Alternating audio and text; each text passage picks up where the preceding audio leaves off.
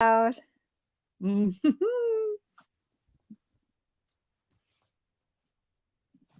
Okay. Join us for final red carpet council. Okay.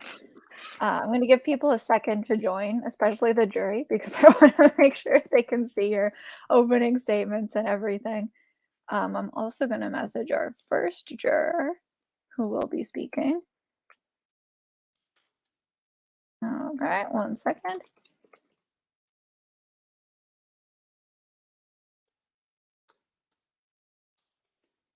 Okay, cool. I think we can get started. All right, welcome Allison and MJ to your final red carpet council. You've done it. You've made it to the end of the red carpet. You're almost in the venue. Tonight is, I mean, it's stressful in a different way because you'll be answering the jury questions while they decide who to cast their votes for the winner of this amazing season. You've both done so well so far. You're both phenomenal players. So you should be proud of yourselves already, no matter what. Just a reminder for both of you and for anyone watching, you both will have 7 minutes to do your opening statements. And then each juror has 10 minutes to ask you questions and for you guys to respond. I'm not going to be like cutting someone off right at 10 minutes, but I am going to start to play the Academy music if you're going too long. So please don't do that because we want to make sure we have enough time for everybody. And then at the end, you can each do a closing statement. We'll go in the reverse order, which can be 7 minutes or less. If at that point you probably will have said a lot. Maybe you don't need the full 7 minutes. All right, and we're going to be doing our jurors in the order that they were voted out. So starting with Lindy and ending with Ari. All right, so with that, we will get to the opening statements. MJ, since you were the one who won immunity, we're going to start with you. And then we'll go to Allison, and then at the end, Allison, you'll start the closing statements. So MJ, take it away. Alrighty. Do have this written out. But anyway, hey everybody. I know that I was a bit of a blubbering mess last night, but I promise there won't be any of that tonight. But I am really excited to speak to all of you again and pitch my case as to why I deserve to be the sole survivor of Icons and Stars. I know most people would get their thank yous out of the way first, but I'm going to save mine for last. And I'm also going to avoid giving a round by round account of my game because I'm assuming we'll get into that later. But instead, I'm going to provide a broader overview of my experience this season and the essence of my gameplay.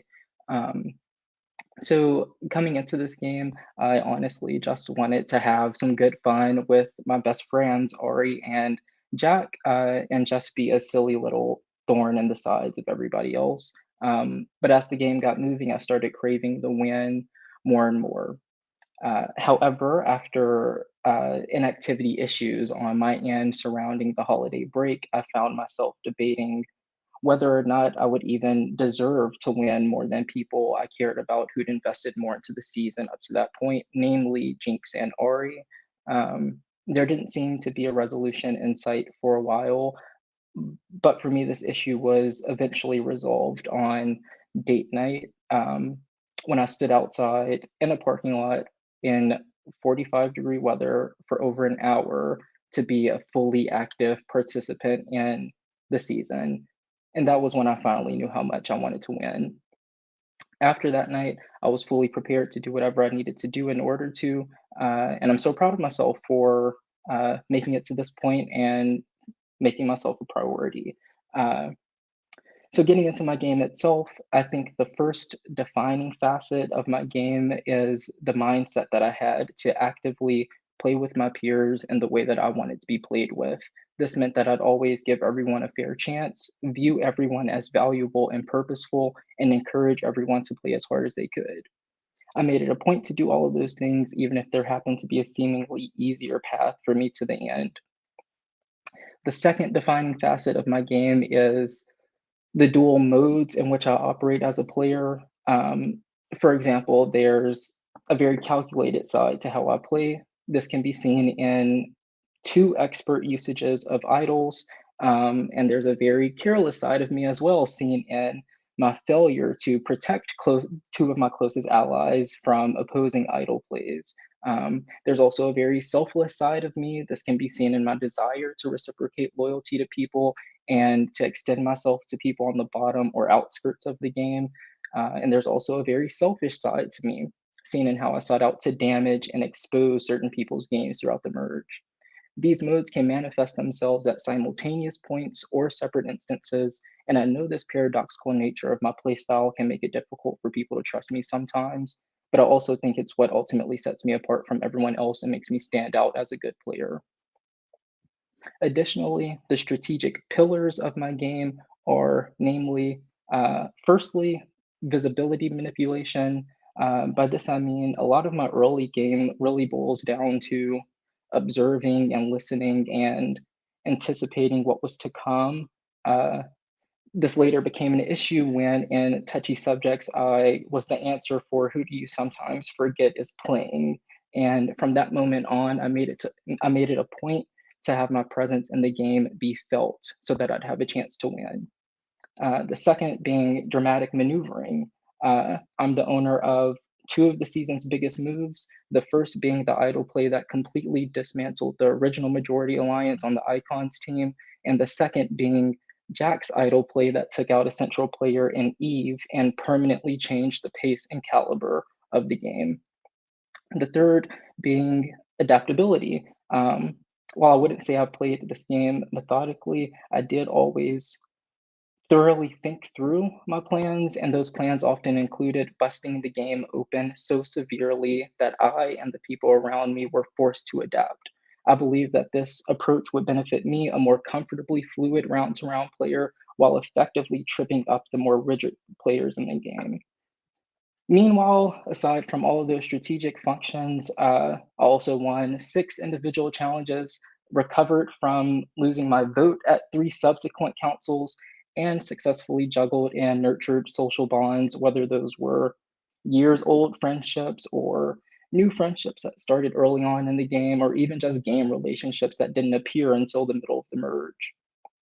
Um, this has been easily one of the most challenging and rewarding seasons that I've ever played, and I do believe that I've played a remarkably well-rounded and complex game that's deserving of a win, and I look forward to answering any questions about it. Now, with all of that said, these are my thank yous. I want to first thank Jessica, who, as always, looks beautiful tonight, but I want to thank her for allowing me to be part of this season and proving that I'm both an icon and a star. And I'm just so amazed by Jess, who practically hosted this season on her own. So I'm just so impressed and grateful that you did that, Jess. Also want to thank all of the cast for being so much fun and so competitive. More specifically here, I want to thank Jinx for always encouraging me to be the best version of myself unapologetically.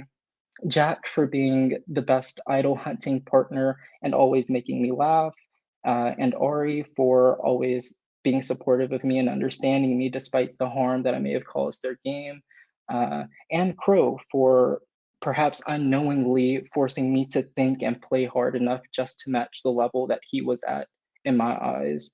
Of course, I want to also thank the dedicated viewers of the season who I hope found it as entertaining as think it was. And lastly, I want to thank my lovely co-finalist Allison, who I'm so happy to be sitting here at the end with, and I wish her the best of luck tonight. Um, yeah, that's it for me. Perfect. Thank you, MJ. That was almost exactly 7 minutes. So that was like almost to the second. Allison, you are now up. You have 7 minutes to tell us all about your game. Okay. Well, I'm going to do it a little bit in reverse order of MJ and thank everyone first. So I want to thank, yes, Jessica, because you've done it all. You've really helped the girl out. You really saw a lot of sides of me. You really saw a lot of pictures of me crying. So you really just helped me out in every single way possible. To everyone I played with, like I cannot believe like coming into this season, seeing the people that I was playing with, I was like, oh my God, like I'm in the presence of like icon stars, starry icons, iconic stars. And so I was like, oh my God, this is gonna be crazy for me. Um, it's been such a journey and I appreciate every single one of the people that I got to play with. Um, to the people that guest hosted things, I appreciate them. I appreciate the viewers, the friends that I've made throughout this whole experience. Like, I came into this season not knowing many people, not having that many friends. I think it was, like many people know, last season I played a duo season with Owen. So it's like, in a way, I kind of was always attached to Owen. And so I kind of made friends through Owen. But I feel like I made so many friends on my own this time. So I want to thank them. And then I also want to thank MJ, because MJ really pushed me to think outside the box this whole season of how am I going to be able to do certain things that I want to get done. And MJ continued to like encourage me, like that I could do it, especially at times when I definitely needed it. So I appreciate that. I also want to thank a nice honorary mention to Jimmy, the limo driver, who got me to this event, because Jimmy, the limo driver, I haven't talked to you in a very long time, but you deserve it because you really got me to the end somehow, though I never searched for you again. After a certain point, I was over it. I just want to kind of highlight a little bit of my journey. Like I kind of already mentioned, last season I played with Owen, and I think that it was really hard for me because this season I was coming in and I was like, I want to make all my own friends. I want to make sure that I just play the way I want to play. No one can say that I played a game that I was taken to the end by someone the whole time, or that I did something because that person was doing it. I wanted to make sure that I could prove to myself that I could play on my own, and also prove to everyone else that I could play on my own without someone attached to me. And so that's why in the beginning, if you remember when you picked a little song for the Spotify playlist, I picked Dancing on My Own, because I was like, this is my time. I'm on my own. I'm going to do it. I'm going to really just be here to have fun. Though it might appear that I didn't have as much fun based off the amount of times I cried probably publicly to everyone, I promise I did. I swear on my life that I did have fun. I just cry a lot. It's just now known to the world.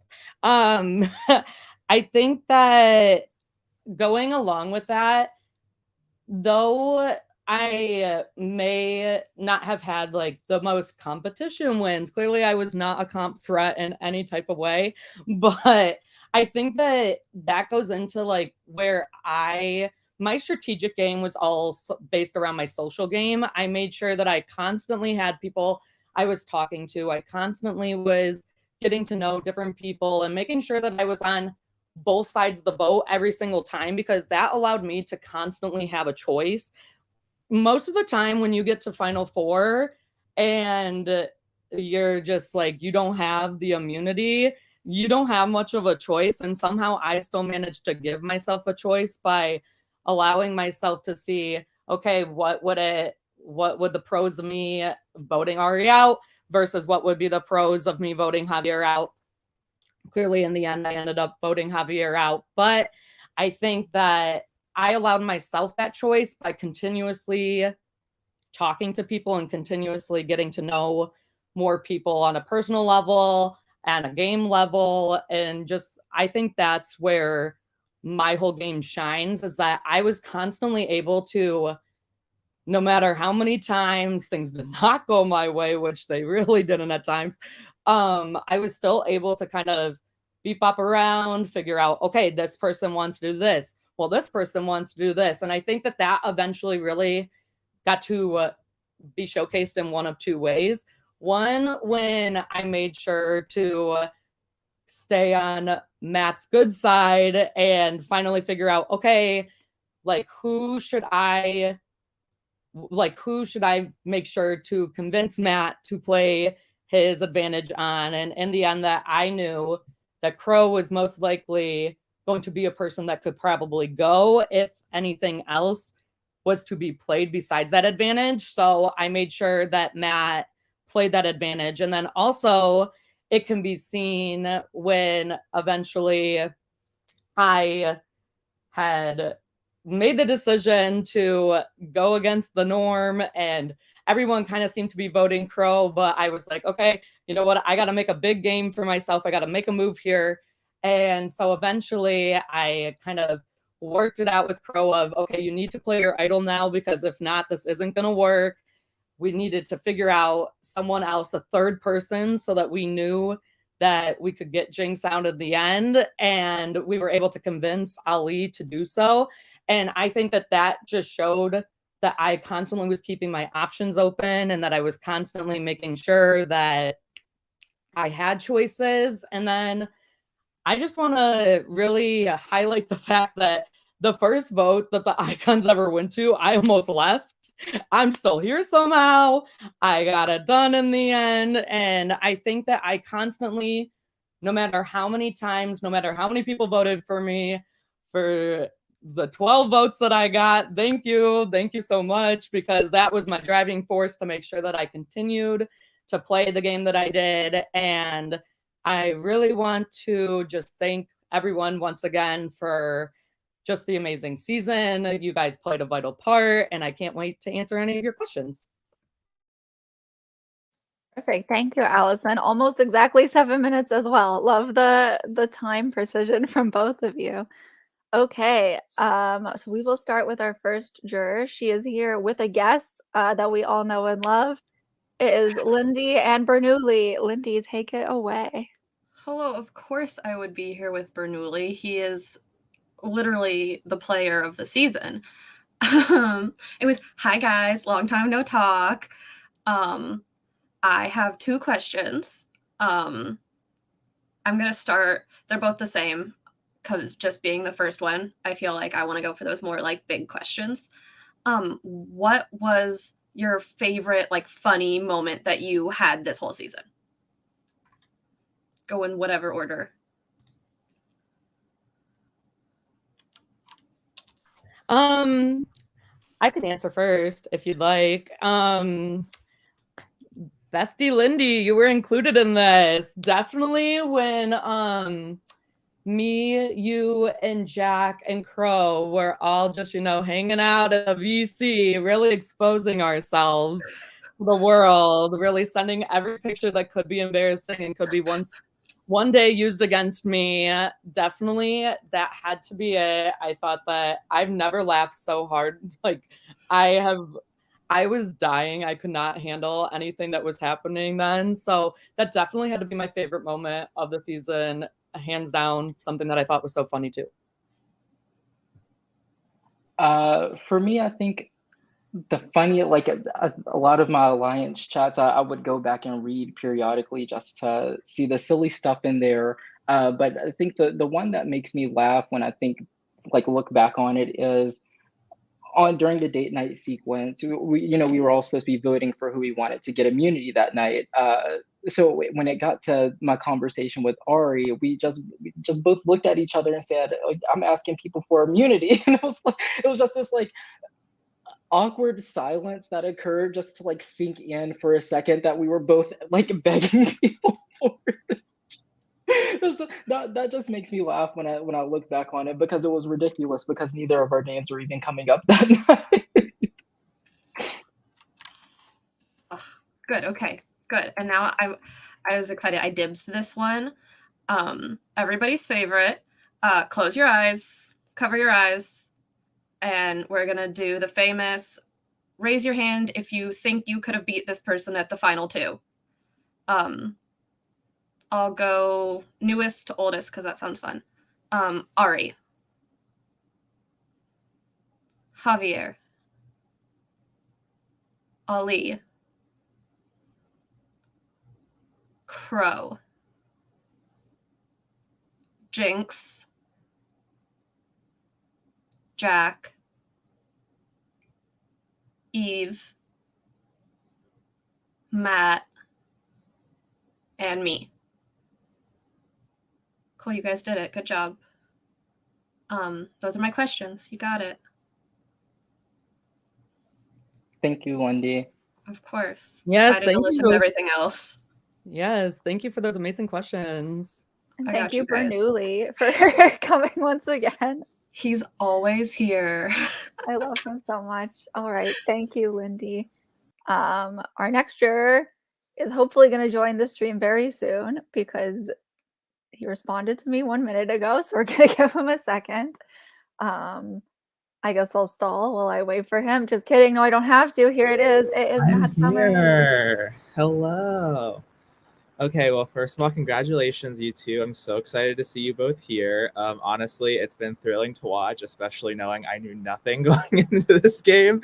And just being able to like find out little bits and pieces with each new juror has been a really fun experience. So I'm really glad I got to see that. And in that case, too, I really feel like I'm coming at this vote with a really unbiased perspective. I think I got to see a lot of pros and cons to both of your games. So I'm really excited to see you guys answer questions going forward. Allison, I'll start with you real fast. You got me. I gotta say, like, I was fully convinced. We were on call. We had it all together. I was like, man, we got this. This is gonna be a great move. And it definitely, whenever the unanimous vote happened, I questioned it. I was like, let's see how this works out. But you didn't immediately join me in jury. You're still standing here. So it was very impressive. I'm very proud. So congratulations. Thank you. MJ.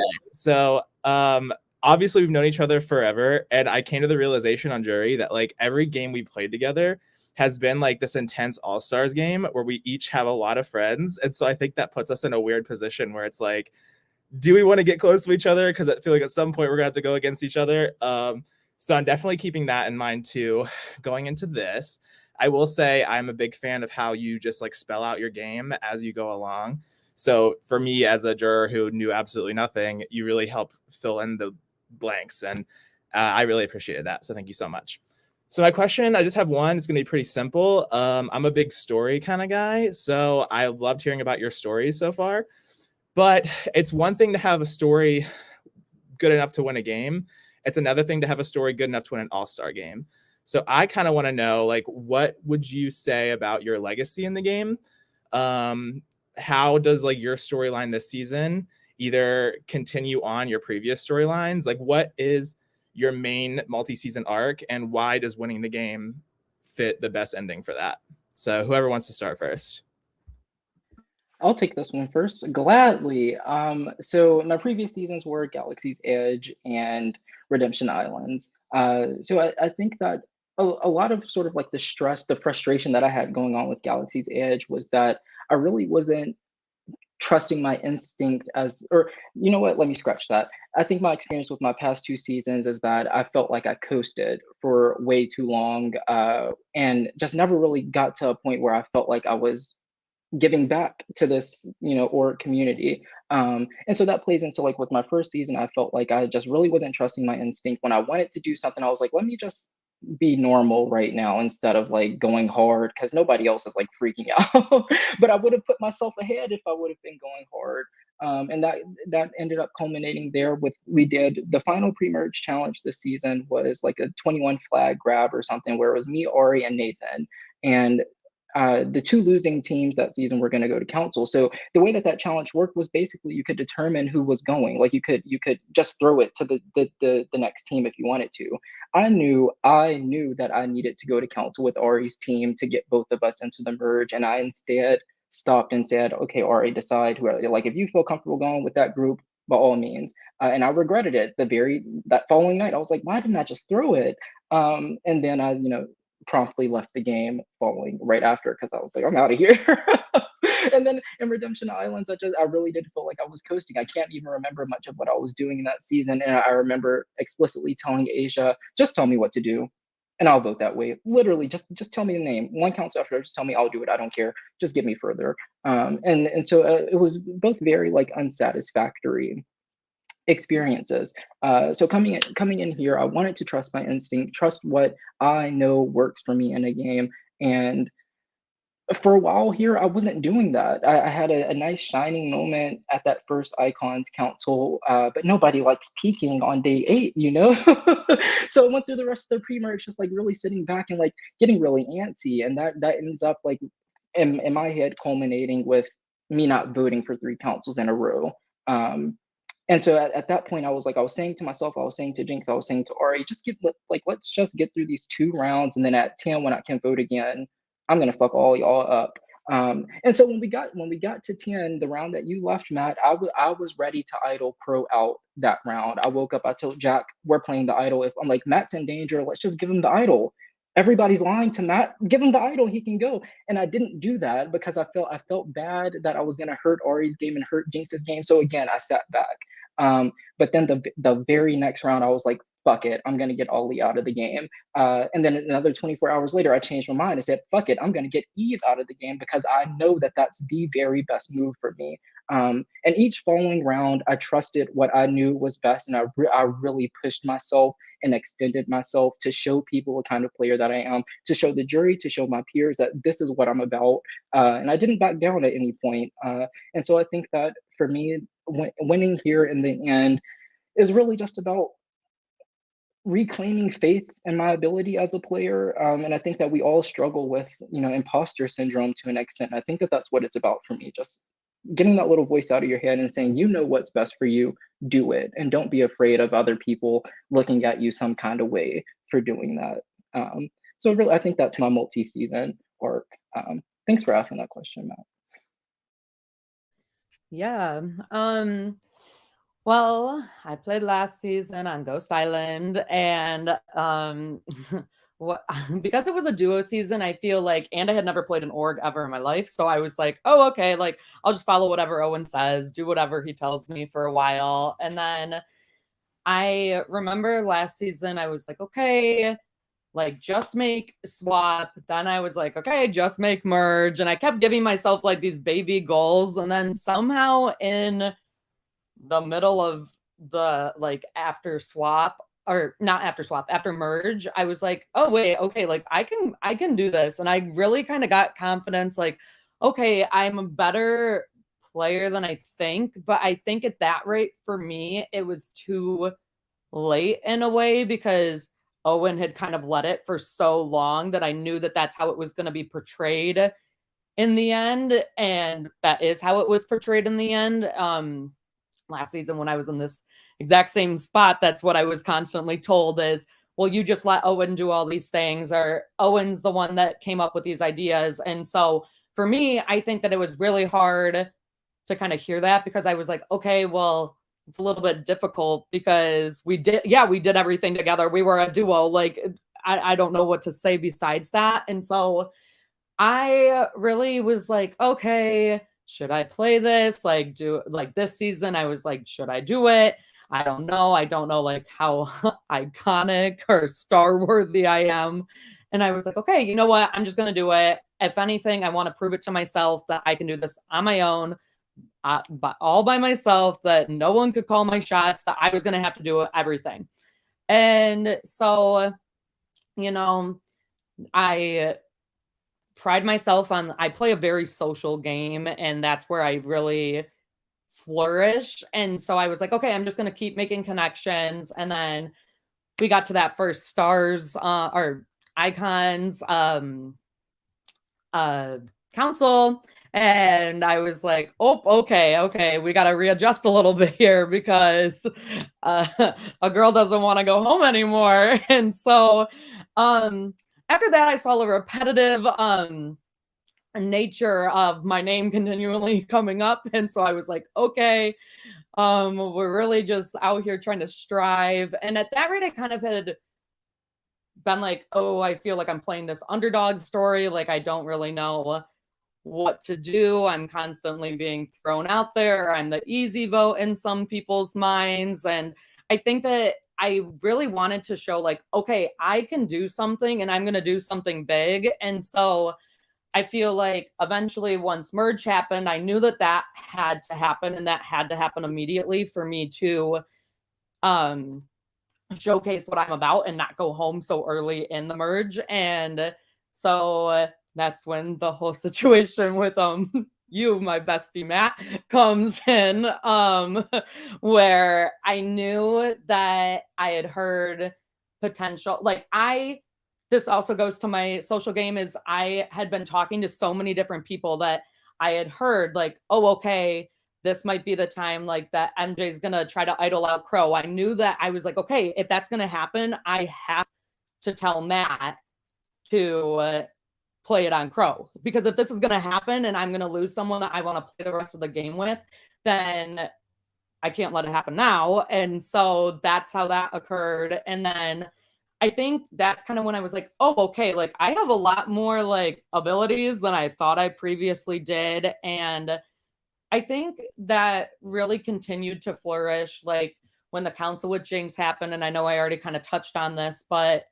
like I knew that because of my social relationships and because I was hearing both sides of the story finally, and I was putting myself in the middle of the game, I was like, oh, okay, I have the executive decision here. Like, in the long run, is it better for me to get rid of Crow now and then play this game out? Or is it better for me to potentially get rid of Jinx and then hopefully line myself up with MJ in a better way?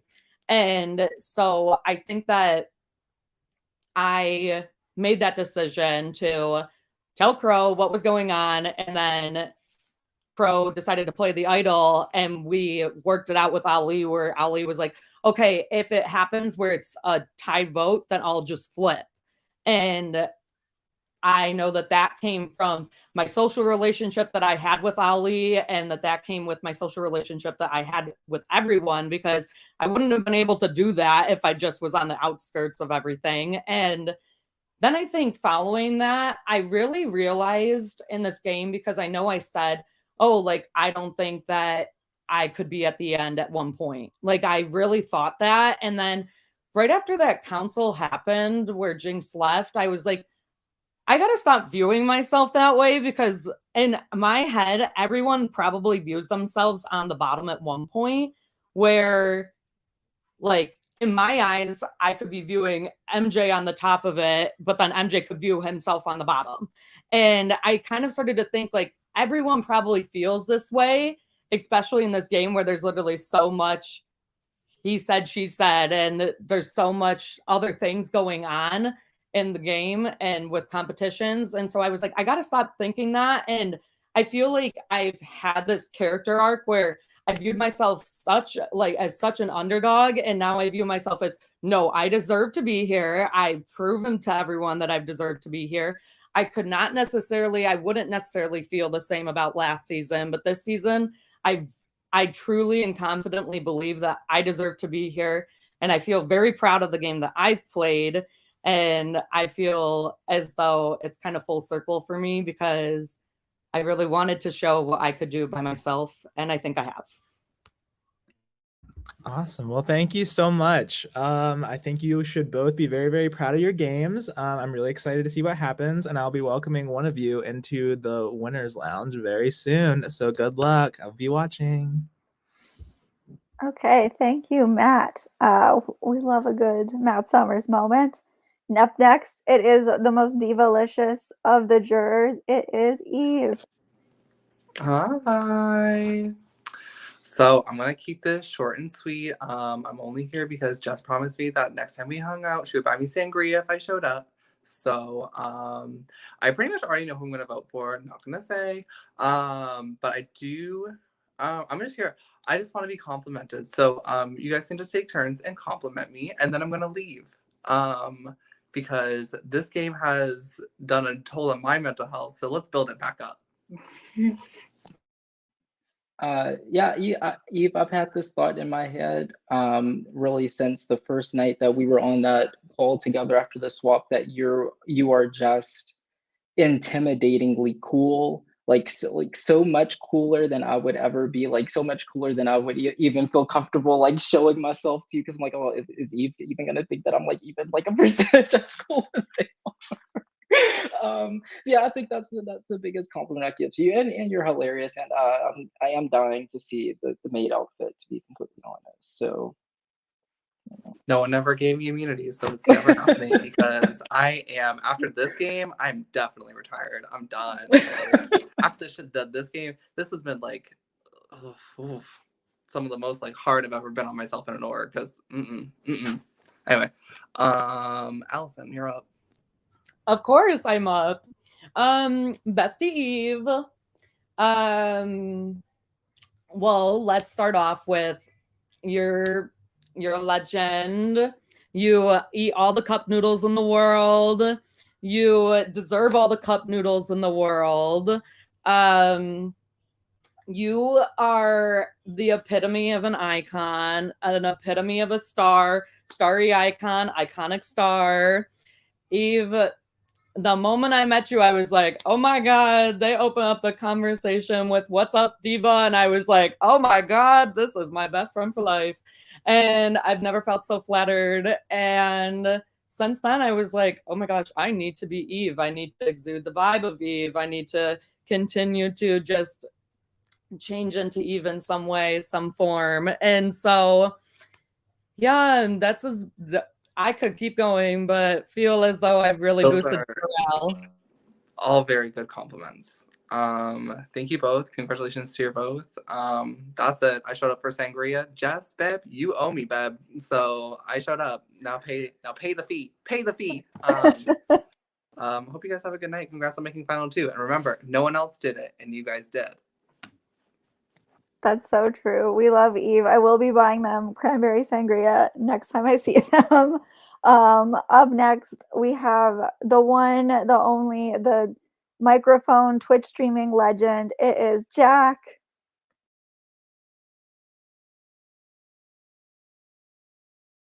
Oh wait, Jack, we can't hear you.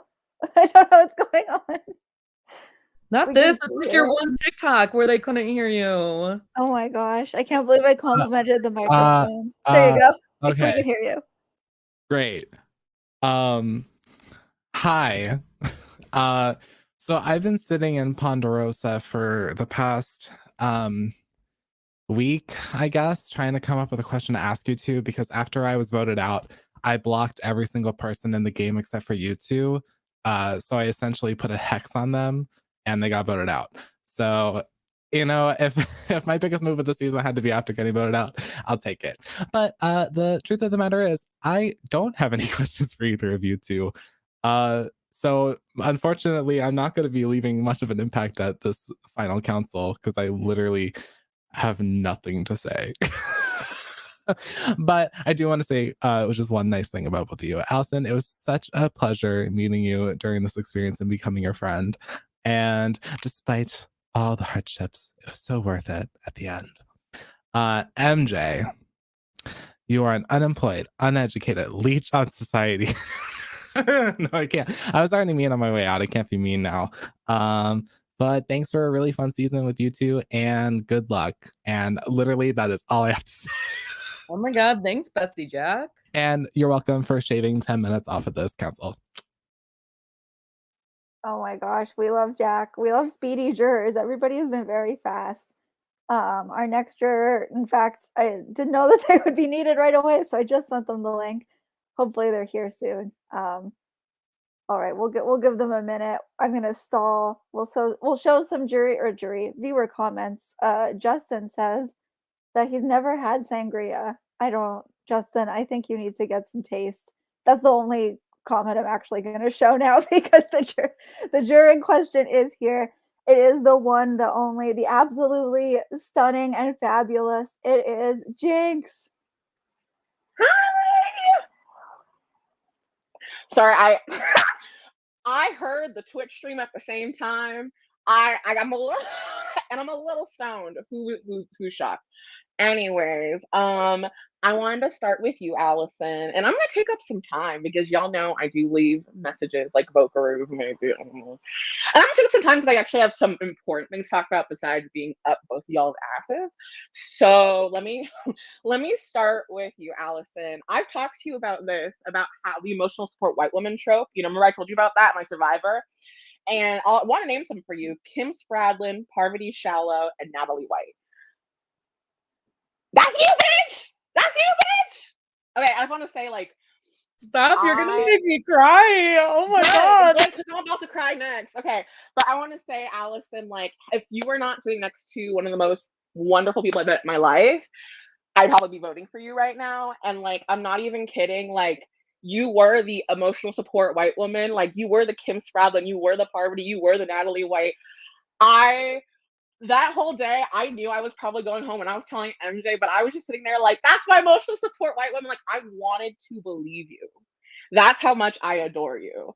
I think you are everything. And I think too, MJ was really one of the people who, like, when he told me that he believed in you, I was like, because he surely did. And I can't even, like, stress enough how much I am so proud of you, because you represent so many women who come into Survivor games who don't know what the fuck is going on, and you still do the damn thing. Like, I was you before. I was you before, where I literally, everyone else in their little posses knew each other, and I'm autistic too, so I was sitting there like missing every single joke. And I just like, you should be so proud of yourself. You should be so in awe of the woman that you are and the woman that you've become throughout this game, because those 5, 6 movies we watched together and just sitting with you, like, I don't do that. I do that. I love, that's like one of my love languages, is sitting and watching movies and stuff like that. But doing it with you that day after my aunt had passed and everything that had gone on, I was just like, no, I love you. So I want to let you know, like, Allison, I have all the love and admiration for you. And you better be proud of yourself for sitting where you are, because you are my emotional support white woman in this game.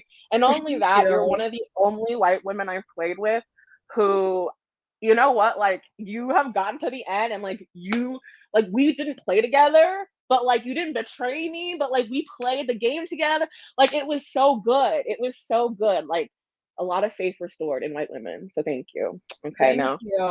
let I me told myself, I said, I'm not gonna cry for any reason whatsoever, and here we are.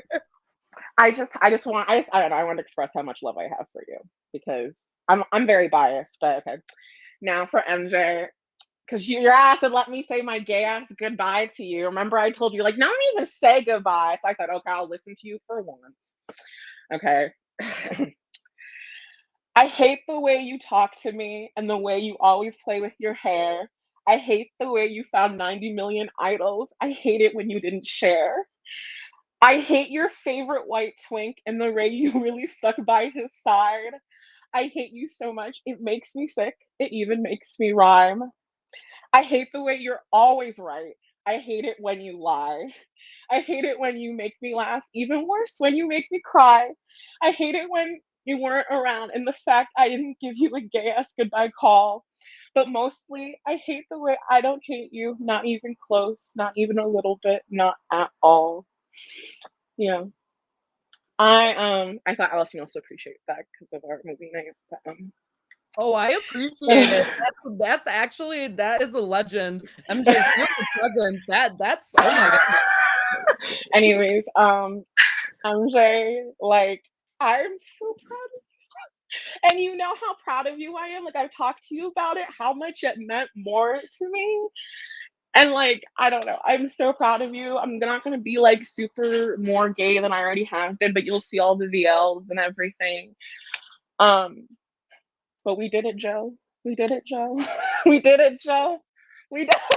I'm just so proud of you, and I think this is where I wanted to segue to talking about like moments of, I don't know, both of you represent kind of parts of my identity, and I know how exhausting it can be to play this game. And I was talking to the jury about this because some of them were going a little off. And I tried to like give perspective. And I was like, at the end of the day, what we really kind of have to do is listen. So I don't know if y'all wanted to ever share your experiences. Like, I wrote this down of like playing the game in Survivor, especially like Cal, since your second game. And I'm sure you've noticed the ratio of women and not a lot. And MJ, you've been around for a super long time. And I don't know if you felt like sharing, you don't have to. I'm within this game, without this game, but I felt like it wasn't really fair, Alice, when people were just writing you off as so fucking emotional, like, because I'm like, this is her second org. Like, I've been, y'all see my confessionals, I was crying, and with MJ, like, I feel like all the human moments you had were so indicative of what Survivor is about, and I think it's like, I don't know, I don't think a lot of the white people and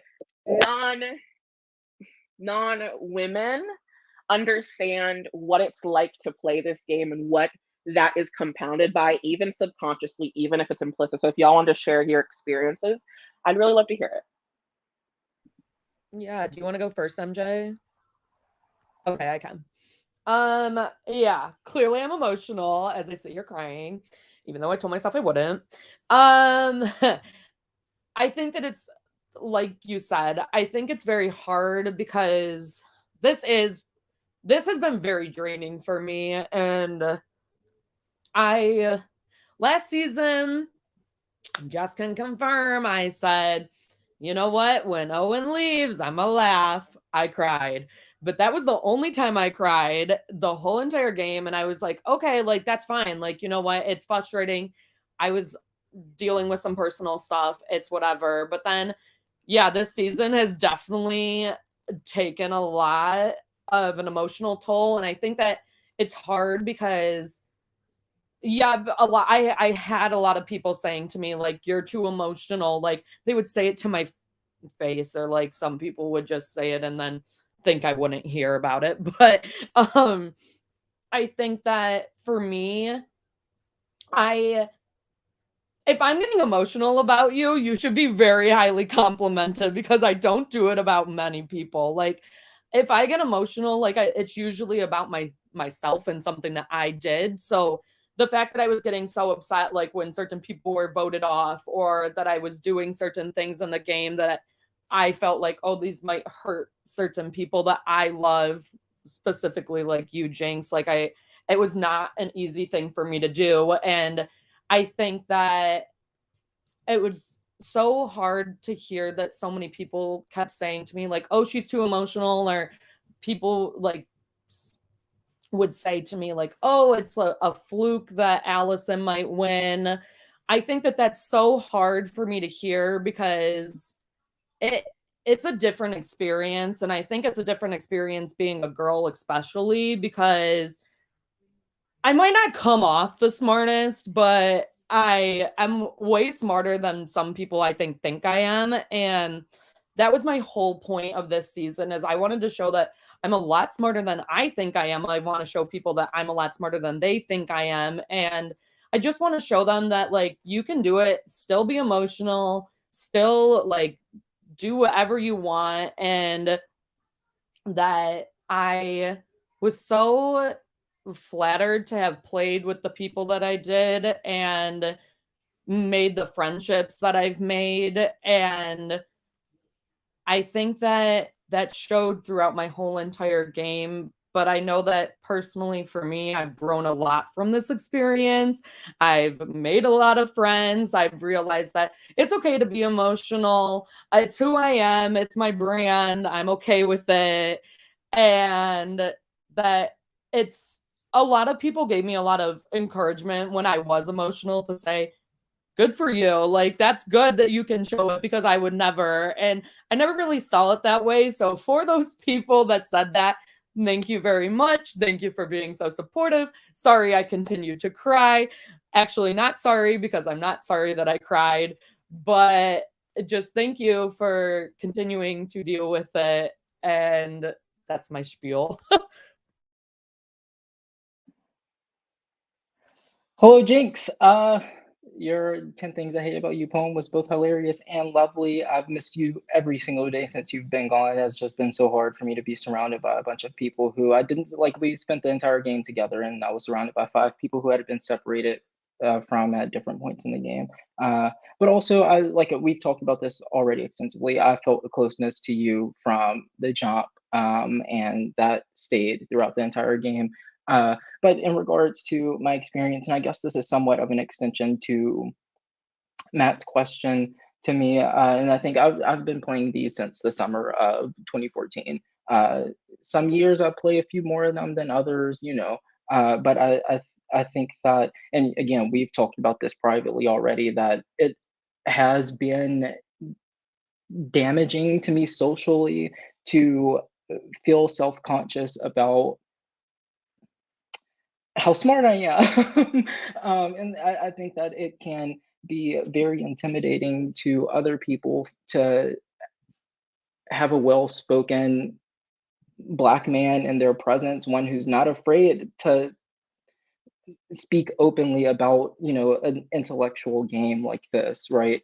And so it's always a struggle for me to sort of negotiate with myself, how much do I reveal to people, and when I feel like I have to stop myself from revealing myself to people, that's revealing how smart I am to people, that's also just stopping them from seeing me holistically.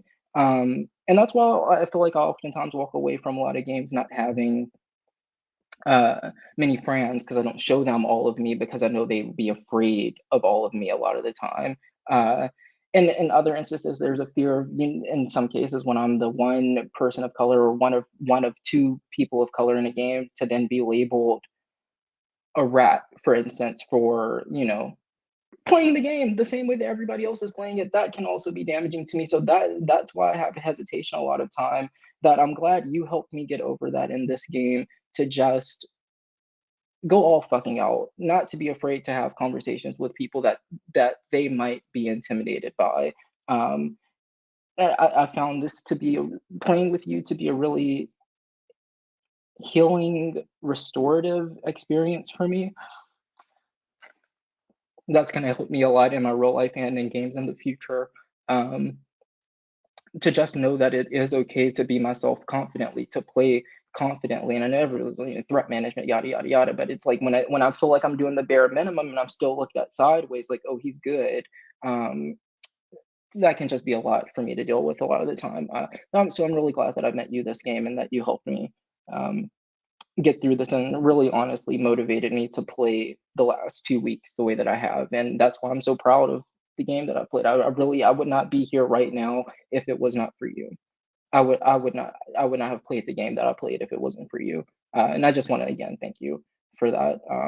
Yeah, sorry, it's hard to speak about that like without having the time to like properly reflect on it. But yeah.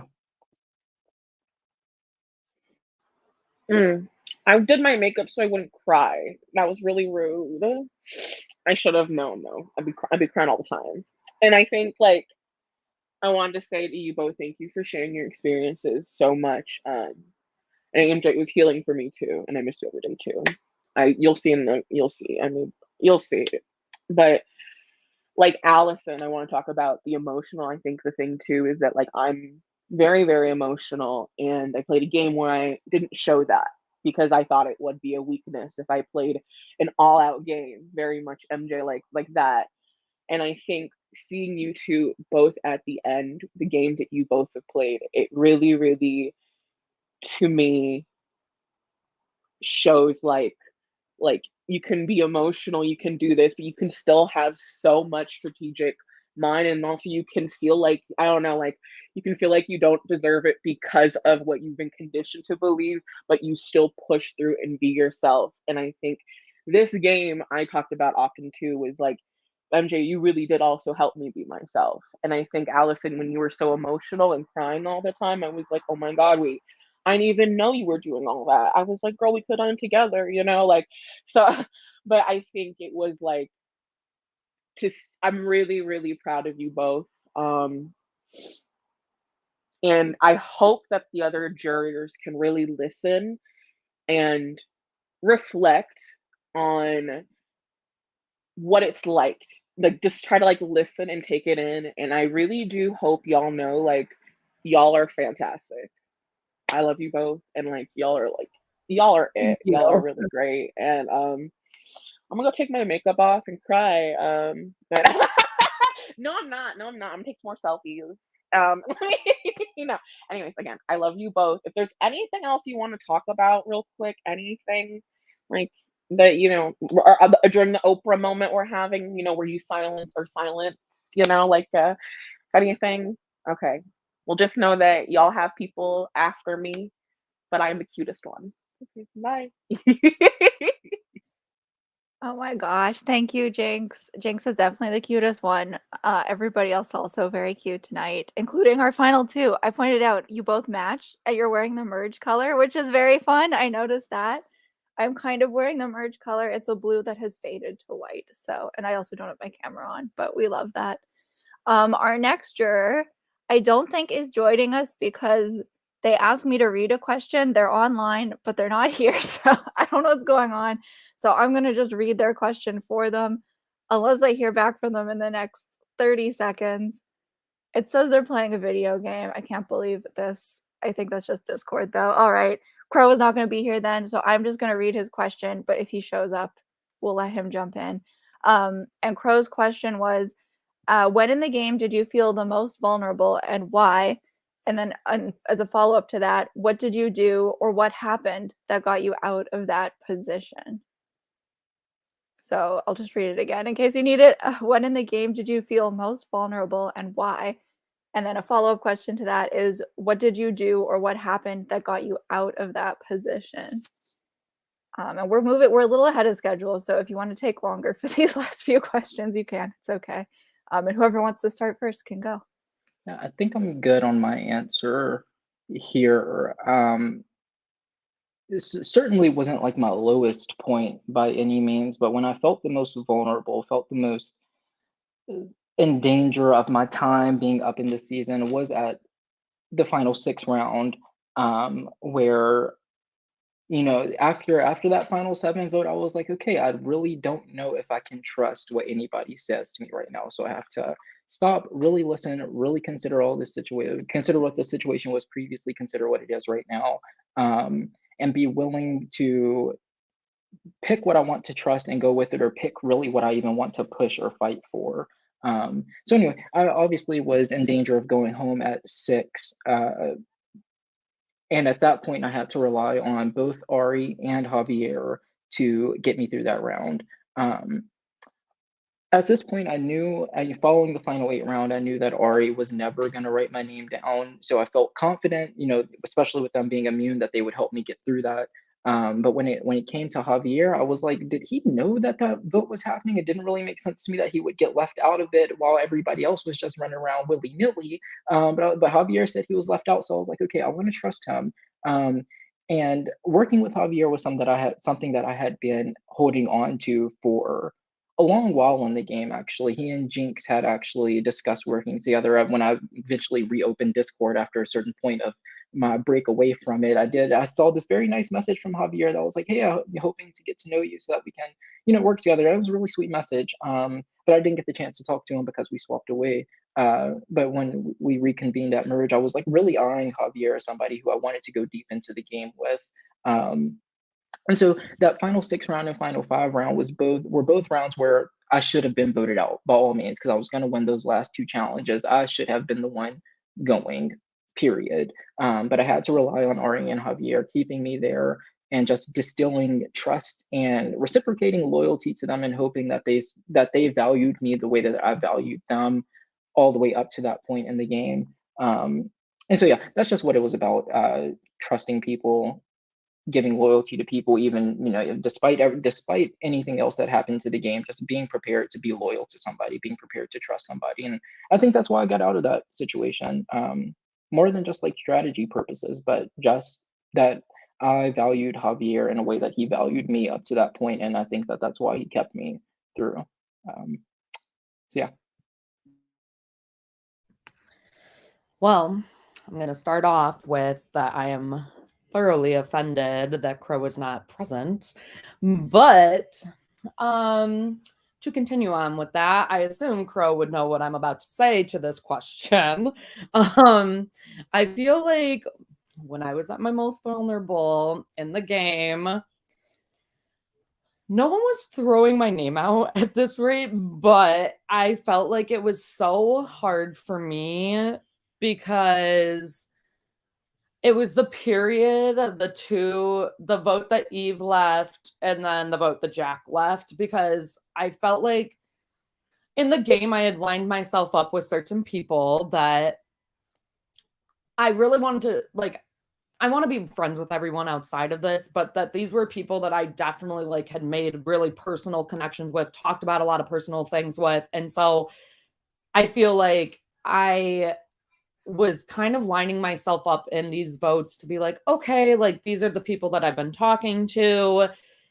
We're creating these plans of who we want to vote. And then for everything to kind of be flipped on its head, and for suddenly Eve to leave and me not know about that from both Jack and then Crow doing what I don't even remember. Crow voted for Jack. And so I feel like for me, it was just so hard because I felt like I sat there and looked stupid. And I think that that's never what anyone intended. And that's my personal feeling of how I felt, because I was like, oh my God, no one could just be honest with me, which I'm not going to sit here and say, like, I played a completely honest game. Oh my God. No, that's not the point of the game. But I think that with those two people, I was very honest with of what I was going to do. And I had been continuously honest with them. And so for me, it just really hurt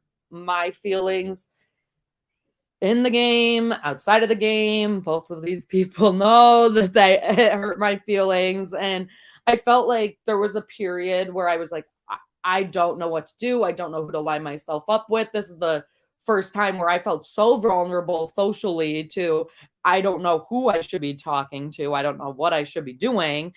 And then we go to the next round, and MJ had approached me and said, hey, like me, you, and Jack and Jinx, like we should all really work together on this boat. And I was like, okay, yeah, sounds good. Like, la da da, it's all fine and dandy. And then, like, me and MJ and Jack had like all really talked about it, and Crow was a part of this. And I think that for me, it got so frustrating once Jack left, because I was like, okay, once again, I'm lied to. Once again, I don't get what I'm doing, because I've been, at least in these last few votes, I've been very honest with people about what I'm doing, and people kind of knew exactly what was happening in these situations for me, and that I had been very open and very candid about it.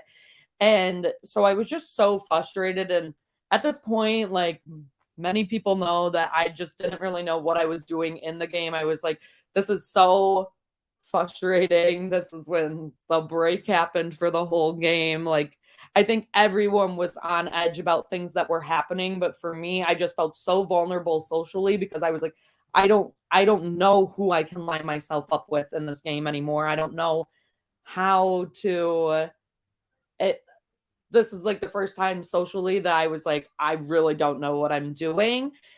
And because of that, getting myself out of it, I was like, okay, I know that I have to trust someone in this game, and I need to make a big move right now. And I think that I used to my benefit the fact that I was so trustworthy, right? Like every vote before that, that I could talk to MJ and Jinx and know what they were doing, and that they wanted to vote out Crow. And then in order to hopefully repair the relationship that I had with Crow and that I had with Ali, like, I knew that I needed to be talking to them as well. And so then I knew that I was kind of in both sides. And through this whole process of me feeling like I didn't know what to do socially, I realized that socially I was on both sides. Like, I could play one side and I could play the other side.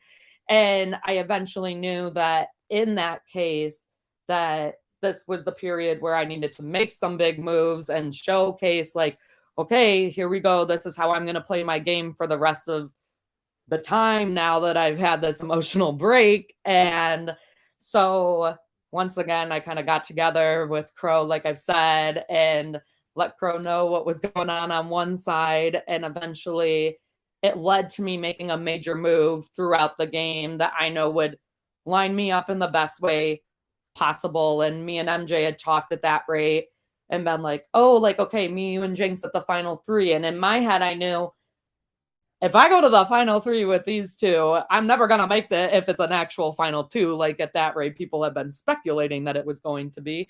And so I knew for my game personally, that's the best move I had to make. And I think that because of how insecure I was socially, I was able to finally see the broader picture of, I can play it either way here, and I have a lot more control than I thought I did. And so, yeah, that's kind of how it worked out for me.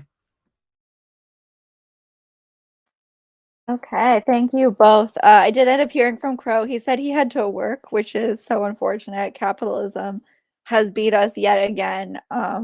The next theme of Retirement Home will be abolish capitalism, and we love it. Yeah, let him know that I'm thoroughly disappointed. I will. He said, yeah, it was a last second work on the weekend. So ugly. But our next juror is here. His name, I can't fully read it because there's a slash in there. So I'm excited to see what it says. Here he is. Oh, Messi / Goat. We love it. Here you go. Okay, there's an unmute button. There you go. I know I should have won the season. I love the applause. I love the applause to start that off. All right. Just kidding. I wouldn't have won. I was like lost in everyone's like when I came to the jury. But anyways, I'm low-key a little emotional today because like I really wanted to win my first org, but it couldn't happen. So fuck both of you. I'm joking. I'm joking. You guys are both great. But Allison, I just want to talk to you like human to human level. I think that you played such a exceptional game. You, whenever I would call you, you would call back. You played such a good game socially, and I see myself so much in you. Where in my previous game, I made the final two, and I never thought I could win against such a dominant person in the end. But just know that like you have a chance, Allison. Don't ever pull yourself down, okay? I think you played great. You played socially so well, and don't ever think like you got here by a fluke.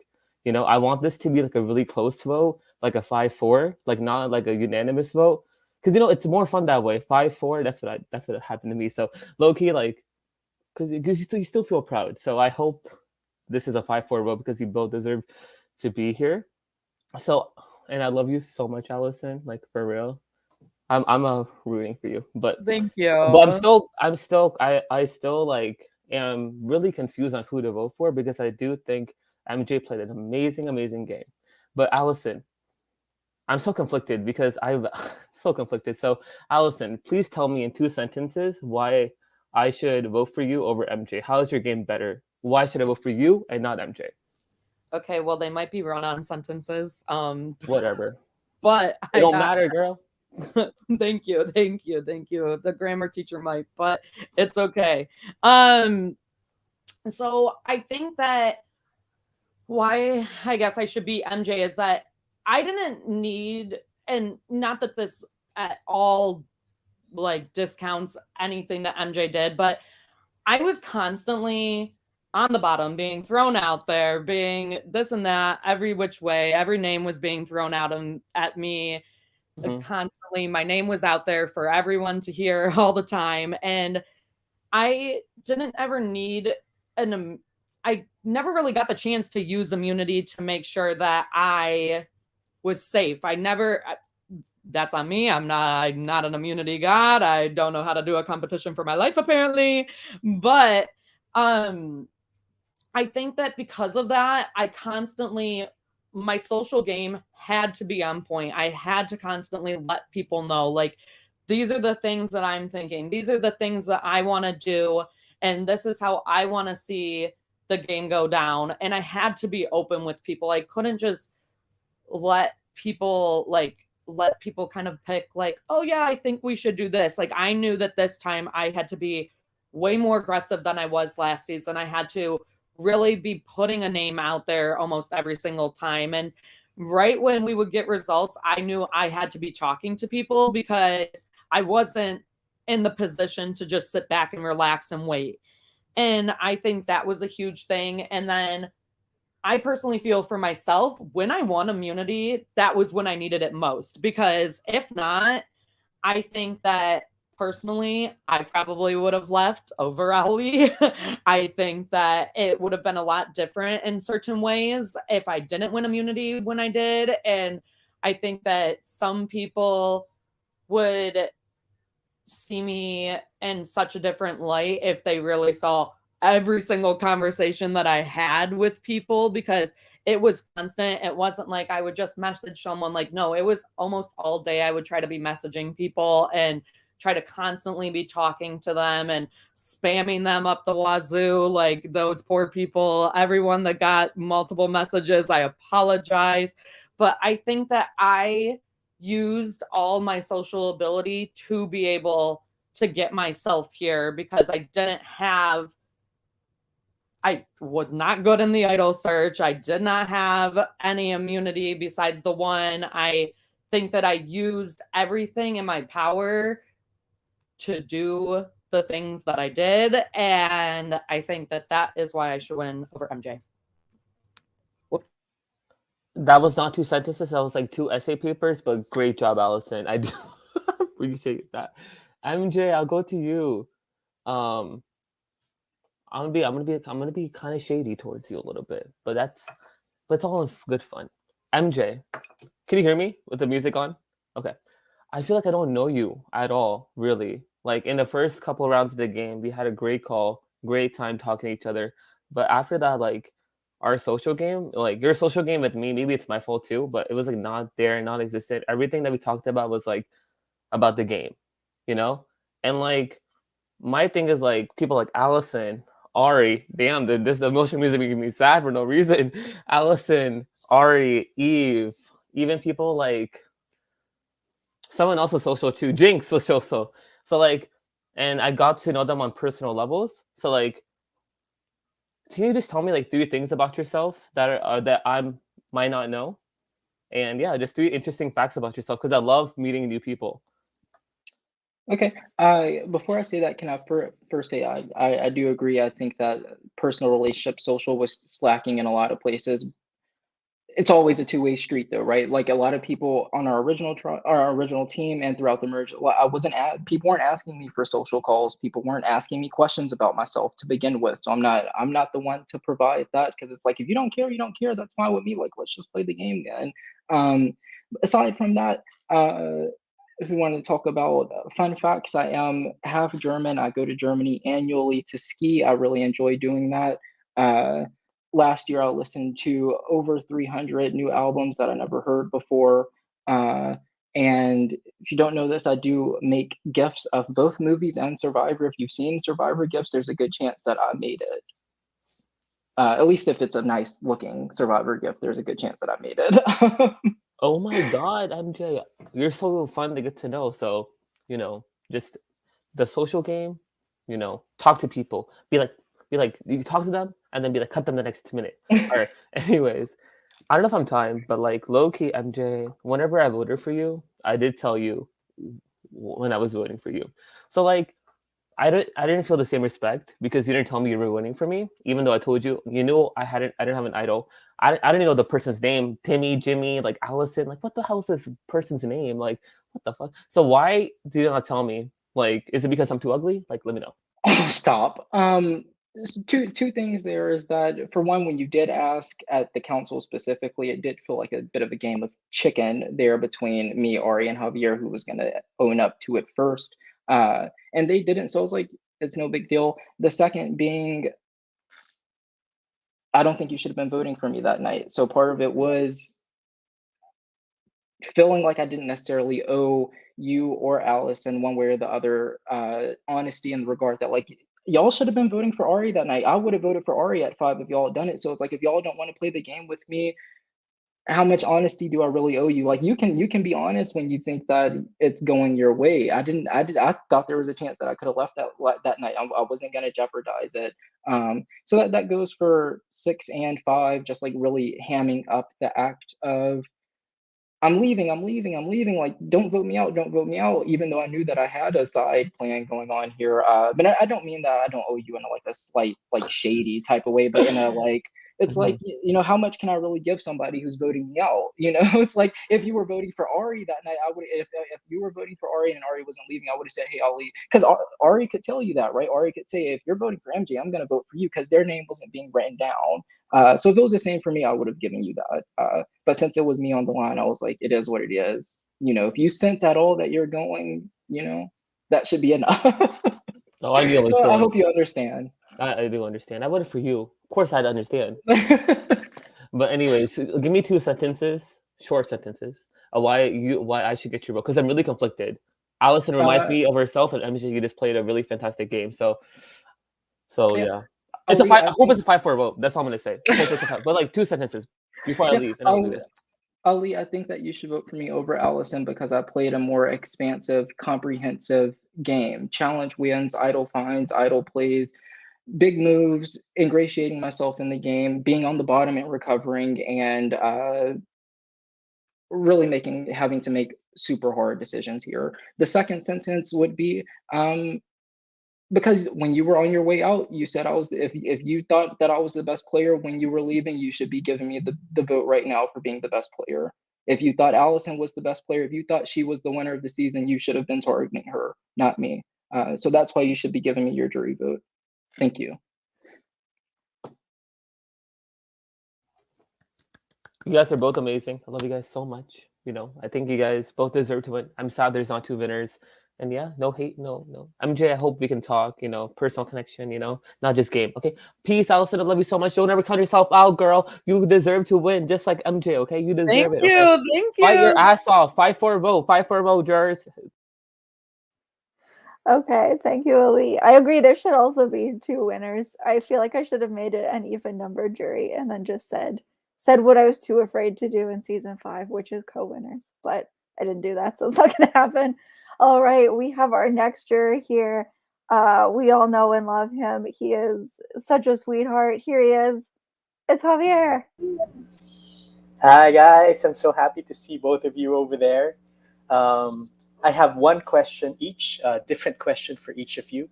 Allison, I think it's amazing for you this is your second game and you made it to the finals twice. I don't know how many people can say they've done that, so I really give props to you. I feel that compared between you and MJ, I relate to your game more. We are always the ones on the bottom. We are always the decoys. We are always the ones nominated, getting votes. So we weren't always the strongest in competitions, winning immunities. Do you think, how would you defend getting votes from the jury and winning with that kind of gameplay? Not always winning, not always making the decisions, but making it to the end. So why do you think you should win? Yeah, I think that for me, everyone at some point can relate to how I played. They've either been the underdog at some point or they haven't won every single competition. Like, let's be real, in this season, no matter who it would have been, no one would have won as many competitions as MJ did. Like, it didn't matter who it would have been. Those people, like, even if we go back to like just the final 6, like, Crow had not won that many. Ali hadn't. You hadn't. Ari hadn't. I haven't. So the thing is everyone can relate in some way to that. Like, MJ was a competition beast. I don't know how he did it, but I think that was huge. And yeah, like, I was not the best at finding the idol. But I was very candid to people. I was like, you aren't going to expect any like twists or turns from me when it comes to idols. I said, but in that regard, I knew that because I didn't have that advantage in any single way, I had to play smart. I had to make the connections with people. And I think that I got close to every single person in some way. I made sure that every single person felt like they could trust me in some way. Now, clearly, maybe I screwed some people over in the end by doing that, but I wanted everyone to feel as though I could talk to them. And that wasn't just me putting on a front with people. Like, I really appreciated getting to know so many of you guys. And I think that in that, though, I was able to kind of see where every vote was going. Like I said, like in the final 4, you do not normally get a choice of what's going to happen. It's kind of just going to happen. And I think that for me, it could have been a totally different game if I had sat there and taken you or went with you and MJ, because you would probably be sitting here and I wouldn't. And that's totally fine. Like, I understand. But I knew in my head that, okay, this is what needs to happen for me to get to the end. And that choice would have never been given to me if I hadn't continued to have the social relationships that I did. Like, Ari could have easily just been like, oh yeah, I'm voting with MJ. Like, I'm going to vote Allison. And then it could have been a 2-2 vote, or anything really could have happened in that situation. But because I had all of these relationships, I was able to create an environment for myself where I could strive and that I could go under the radar at some points, but then also I could showcase that I can make these big moves. I can kind of control the game in certain ways because I'm able to kind of get everyone in the position that I want them in. I want certain people at some points to feel like they're on the bottom, because I felt that way the whole time. And even if I felt like, oh, maybe this person feels like they're on the bottom now, I was still always on the bottom in my head. And so I think that I wanted to change things for some people and kind of maneuver them in ways that maybe they didn't like that for their game, but it was best for my game. And I was able to do that all basically socially. And my social game was my strategic game. I think that they went hand in hand. I didn't need to necessarily be so strategic that I knew every single move ahead of time, because half the time I would think I'm making one move and then that move would fail and I'd have to readjust. But I was able to readjust and I could adapt to every single situation that I was thrown in. The people that I felt closest to in this game went back to back to back.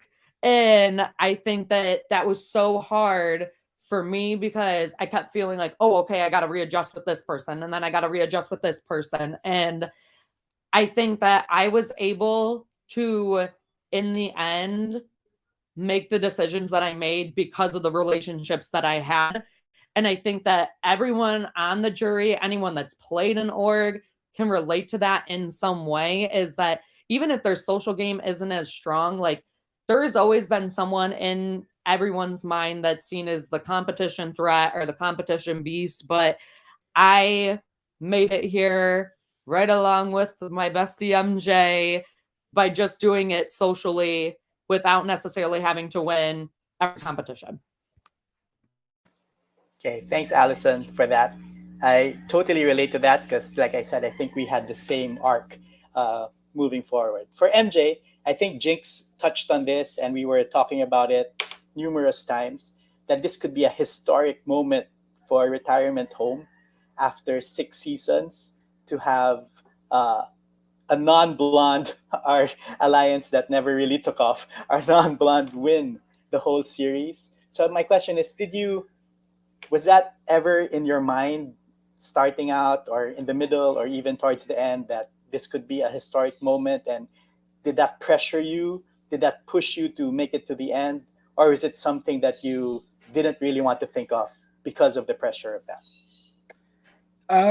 Yeah, so coming into the game, that was like one of the first things that Jinx and I said to each other. That was like, we're the two black people on this team. I was like, I'm not voting for you, Jinx. Jinx said they're not voting for me. I'm like, hey, all good. And then that ended up like blossoming into like a really strong relationship. But I want to say some point early January, it was like right maybe like the round that like Steph and Chris went was the round that Jinx and I, like Jinx was like, hey MJ, I have an idea that I want to propose to you. And I was like, hey, what's this about? So Jinx was like, or this might have actually been post-merge actually. Sorry for the timeline. Not that it matters. But Jinx was like, I want, the two of us, Javier and Ali, the four of us together would be great if we can get that to the like go to the end, all four, guarantee that one of us win.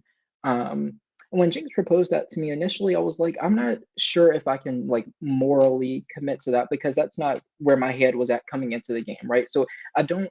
To me, that's something that I really do value from a social, political perspective. That I don't want to capitalize off of any type of movement like that, any type of like social cause. I don't want to capitalize and benefit off of it unless that's where my heart was. And so up to that point, I hadn't considered it. So I was like, I'm not sure if I can feel good about committing. But I also said I can absolutely see all four of us in the end anyway, because I was never going to go to the end with Ari or Jack. And I was like, Crow and Eve got to go at some point. So I was like, those four in the end makes sense to me. But I just didn't want to like commit to the label of it all. But then you proposed it to me when we talked, and I was like, oh, this is something that can actually be happening. So that was great. And then when the chat was made, I want to say the very next day, Ari came to me and was like, is there a chat with you, Javier, Jinx, and Ali? I was like, yeah. I'm like, I don't know. I never asked how Ari heard that. I'll always assume that Ali told them. It might have been Jinx. I don't know. I never asked about it. I was like, okay, that's weird that like alliance existed for one day and it's already like out there. Ari didn't care. But just knowing that, I was like, okay, so somebody here is not with it to begin with. But that was why, from the moment that it existed, I was like, I see myself in it. For a while, I wanted it to be me, you, and Jinx at 3. That's what I always wanted for the longest time. And then even when Jinx went out, I again still saw that as an opportunity for us to get to the end.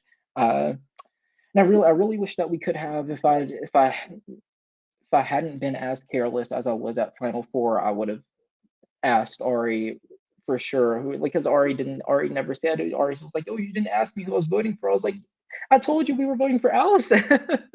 So if I had known, Javier, that your name was coming up there, I would have voted with you, guaranteed, because I wanted you at the end here with me. That was something that was really important to me at the end there. After you saved me, I wanted to pay you back for that and go to the end with you. But yeah, no, it was something that's important, and that also, to add on to that, that is what drove me after I realized that, like, no, I do want to win. I want to be the first in the retirement home to sort of be that, and I want to show that, like, I can be one of the strongest winners in this series, because I think that I played the strongest game this season. Maybe I don't have an underdog storyline, but I think that I have it just as compelling of one about sacrifice, about loyalty, about the drive to just be the best, play as hard as I can. And I think that that can be, even more appealing to a jury than an underdog. And I hope that you see that, Javier, and I hope that you'll give me your vote to win. Thank you so much. I really appreciate it, and I had so much fun playing with you guys. And MJ, I love your accent. I told you that, and I can listen to you talk all day. So thank you, and good luck.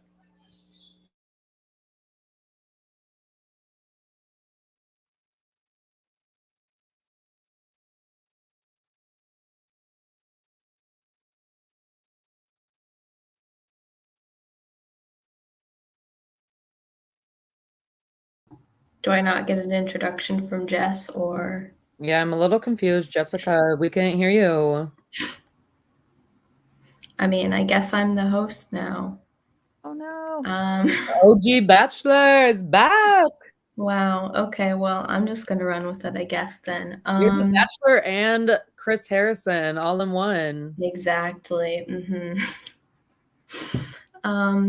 Yeah. Jess, let's go ahead. Okay. So, hi. Long time no see. An entire 24 hours. It's been a lot. Yeah, this game has been one of the wildest and hardest seasons that I've ever played. And like, I came into it being like, I just want to have fun. And I don't know if I can say that I had fun all the way through, but it was certainly a time. And I'm really grateful to have been able to play with both of you. And especially Allison, getting to know you better has been really great, because you were one of the only people that I didn't know coming into this season. So I just really, especially towards the end of the game, I think that like those talks were really important to me as well.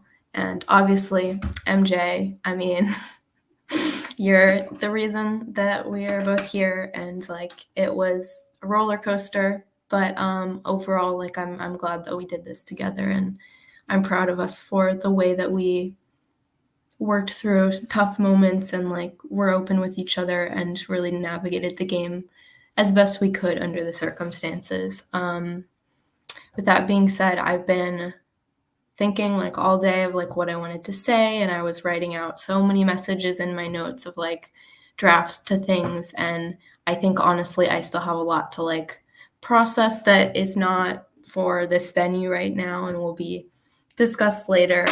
But also like my energy levels right now are basically Sophie Clark at Winners at War finale. Like that's where we're at now. So sorry for not being more snazzy or anything.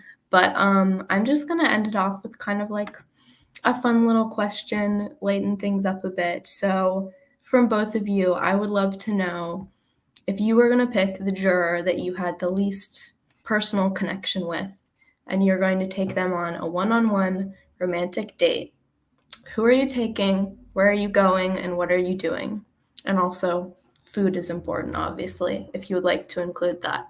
So you can go in whatever order you would like for that.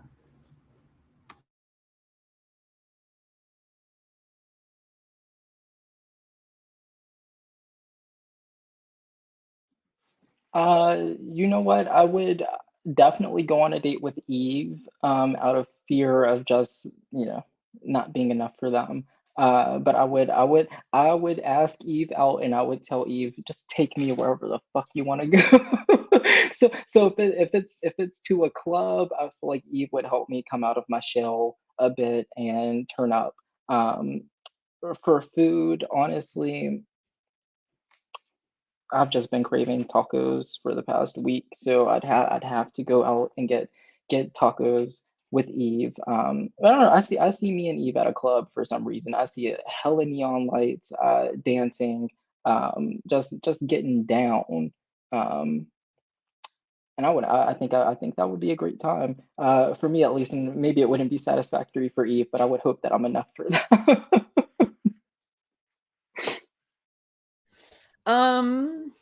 Oh, this is so hard. Should have known this was coming.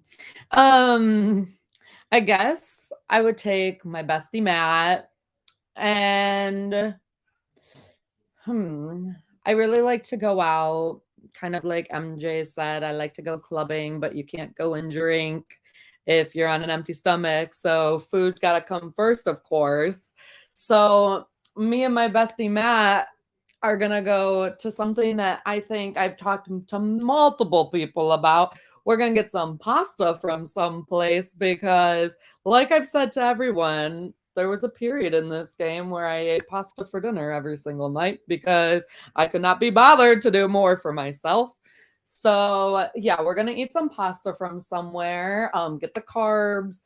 Then you got a pregame. So what more iconic situation would you have than the shot girl herself taking shots with? So then we're gonna take some shots, and then we're going to hit the club running, and we're going to dance all night. You're really going to see it all be thrown down. And then we're going to have to get some more food after because we're drunk. So then I'm going to suggest maybe some mozzarella sticks, some mac and cheese bites, all the things that'll help you really perk up in the morning for when you got to get it all done the next day. Amazing. I can't say I would have fun on either one of those dates, but I hope that you both have an excellent time. And again, I would just want to say, like, congrats to both of you for being here. You both played amazing, phenomenal games, and either of you would make an amazing winner addition to this series. And yeah, I'm really proud of you, and I hope that you are too. Can you hear me now? Yes. Okay, great. I don't know what happened before, but I said this is the one, the only, the Bachelor Ari. So I'll just say it now as they leave. We love Ari and their Bachelor antics. All right. We've been doing pretty good. You guys are almost done. Congratulations. Just these closing statements to do. You got 7 minutes. We're gonna start with Allison, then MJ, and then that's it. Then you just have to show up tomorrow. So Allison, take it away. Alrighty.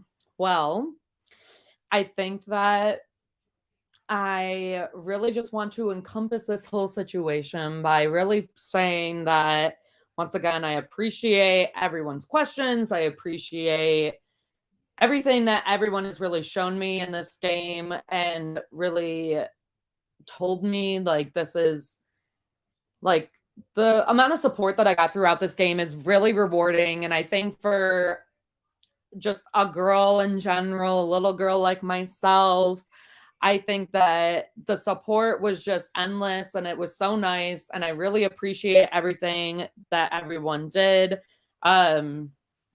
Once again, I really want to reiterate that my social game was my strategic game. It's not like I didn't do anything. I didn't just sit there and let everyone decide what Allison was going to do.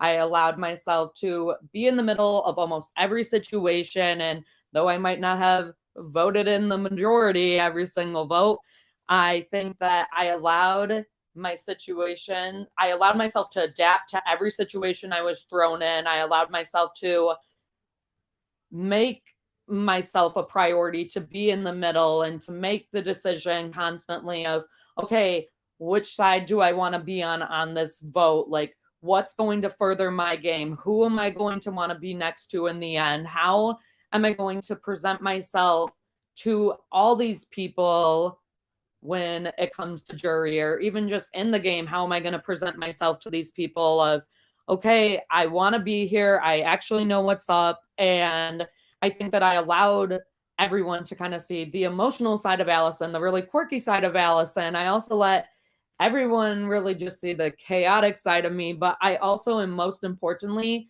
let everyone see the potential that I have.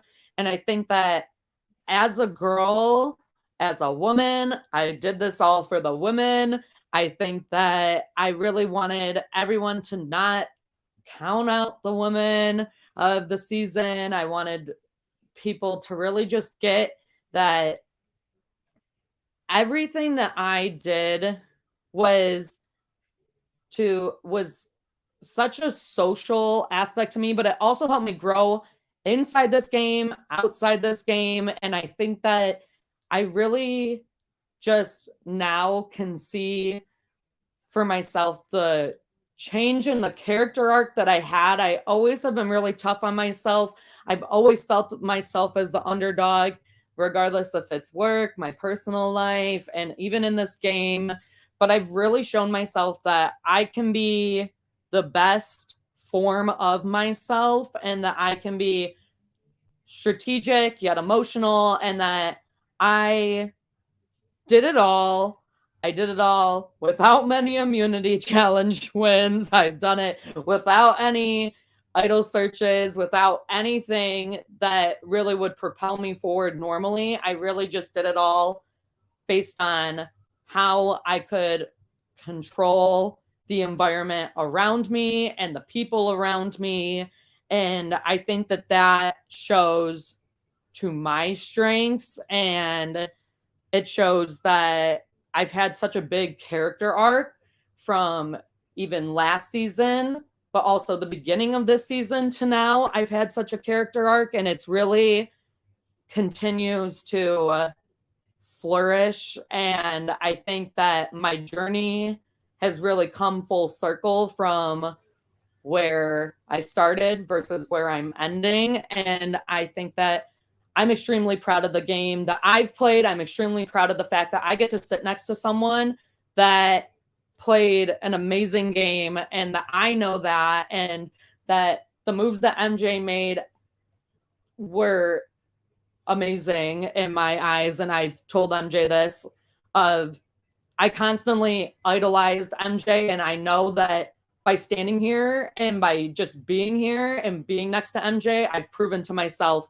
that I did something huge because I put MJ on a pedestal. And I think that that's a huge win for me in my eyes. And I just appreciate everyone. I've appreciated the friendships I've made in this game, and just thank you so much for giving me that privilege to be able to talk to each of you and get to know you guys. And yeah.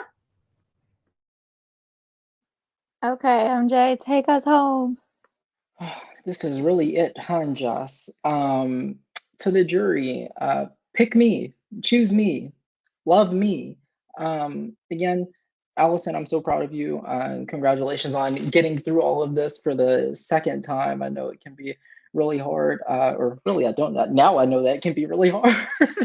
But yeah, to the jury, I just want you all to, look at my game and see how, I suppose, pivotal that I was to this season. I think that that's something that can be important for a winner. I think that I played a really well-rounded, complex game. There were times where I was making these huge, well-calculated moves that really worked out flawlessly, whether it was the Icons Council where that alliance just crumbled in front of our eyes, or when it was it with the idol that Jack played to take Eve out, where I saw no negative repercussions for myself moving forward, whereas other people with their moves, stumbled and they found themselves on the jury shortly after. I'm sitting here after my more strategic moments working out exactly the way that I needed them to.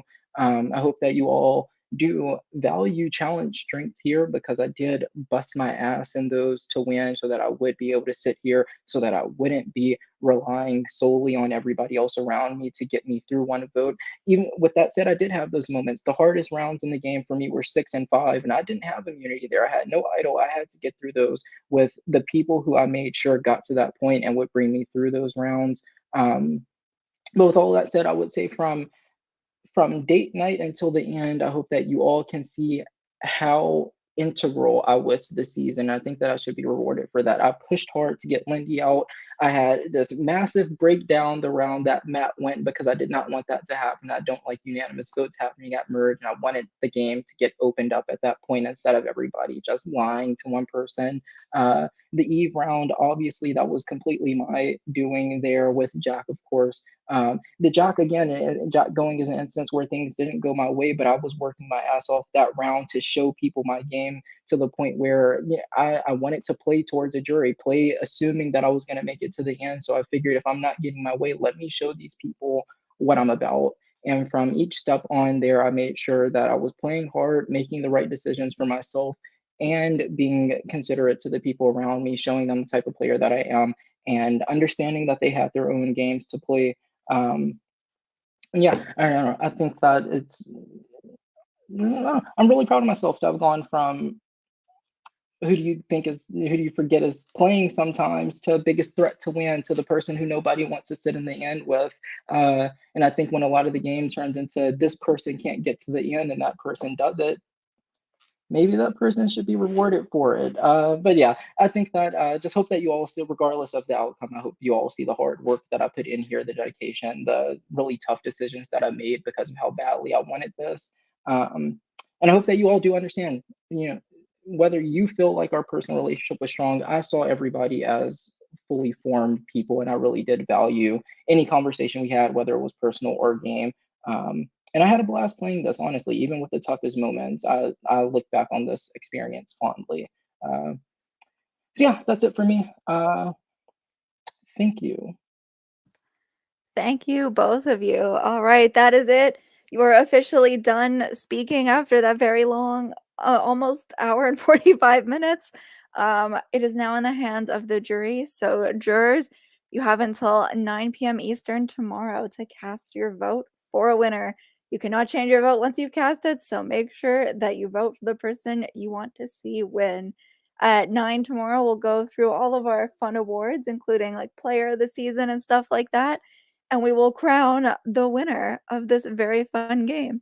I think both of you should be super proud of yourselves, and no matter what the outcome is, I like sometimes at a final council, someone gets like second and you're like, yeah, they lost. I don't think that's the case here. I think whoever gets second versus who gets first, it's like you both played amazing games and you should be super proud of yourselves. All right, and with that, I will see you tomorrow.